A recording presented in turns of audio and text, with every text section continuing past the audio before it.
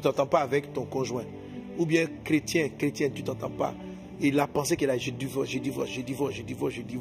Tu as tous les arguments. Il faut t'assurer que Bélial ne soit pas derrière. Parce que si Bélial est derrière, il te sera vraiment très difficile, même plus tard, d'entrer à nouveau dans le mariage. Donc, il faut qu'on chasse l'esprit de Bélial. Ok?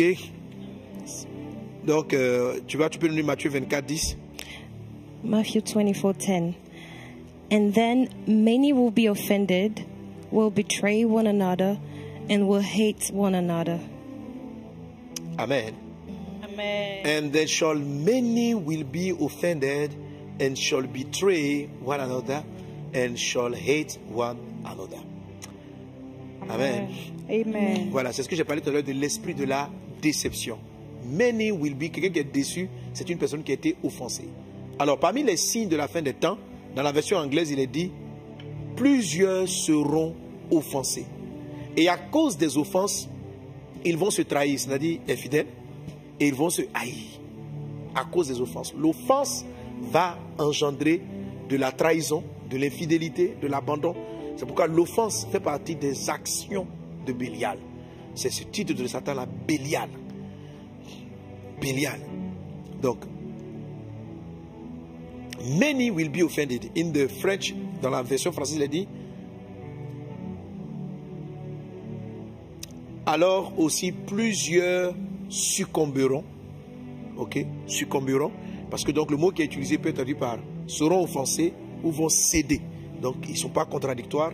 Et ça va engendrer quoi? Plusieurs vont céder à l'offense. Plusieurs vont céder aux blessures.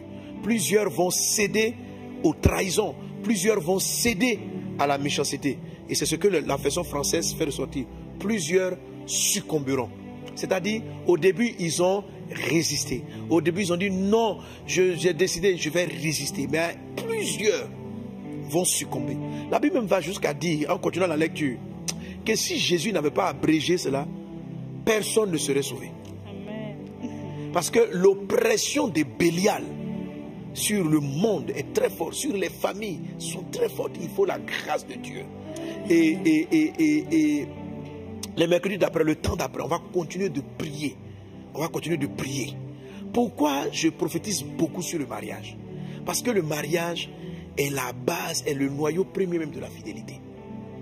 C'est l'élément de la fidélité.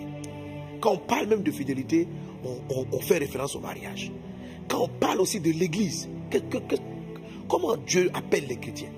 Des fidèles. Amen. Des fidèles. Ça veut dire qu'au même titre qu'on appelle chrétien, le mot fidèle nous caractérise. Et le mot fidèle, la fidélité en anglais c'est faithfulness. Les pleins de foi, les pleins d'espoir, les pleins de rêves. Les gens, que quelle que soit la pression, l'oppression, les gens qui ne cèdent pas. Que cela soit ton partage. Amen. Dans le nom de Jésus. Amen. Que la fidélité divine soit notre partage, soit en chacun d'entre nous, au nom de Jésus. Amen. Alors il est dit, plusieurs succomberont et ils vont se trahir. C'est-à-dire, ce que tu avais promis faire, tu vas trahir cela. C'est trahir une personne, c'est être un gage de confiance à un moment donné, et puis passer de l'autre côté, faire autre chose. C'est ça trahir. Planter un poignard dans le dos pendant qu'on ne s'y attend pas. Trahir leur engagement. Voici aujourd'hui l'esprit Bélial qui agite dans le monde et qui crée donc l'offense, briser la solidité des uns et des autres et puis créer tous ces problèmes-là dont nous sommes en train de parler, d'où autant de divorces. Amen. Amen. Et l'opposé de cela, la victoire contre cela, c'est Christ en nous, l'espérance de la gloire. Amen. Alléluia. Amen. Toi qui me suis, tu ne dois plus voir simplement Jésus comme étant celui qui t'a sauvé. Parce que si tu restes à Jésus qui t'a sauvé, tu vas dire, mais mon Dieu, Jésus vient me sauver de ce mariage qui ne va pas. Tu ne vas pas écouter le côté Seigneur de Jésus qui te dit, fais-moi confiance, je vais guérir ton foyer. Je peux guérir ton foyer. Amen. Tu as dit, mais je suis en train de mourir, je vais sortir de cette maison. Parce que ta relation avec Jésus, un peu ceux avec qui on a commencé, ils avaient une relation avec Jésus l'enfant. Ils n'ont pas su voir le Christ, le Seigneur. Et leur expérience a paralysé le miraculeux dans le truc.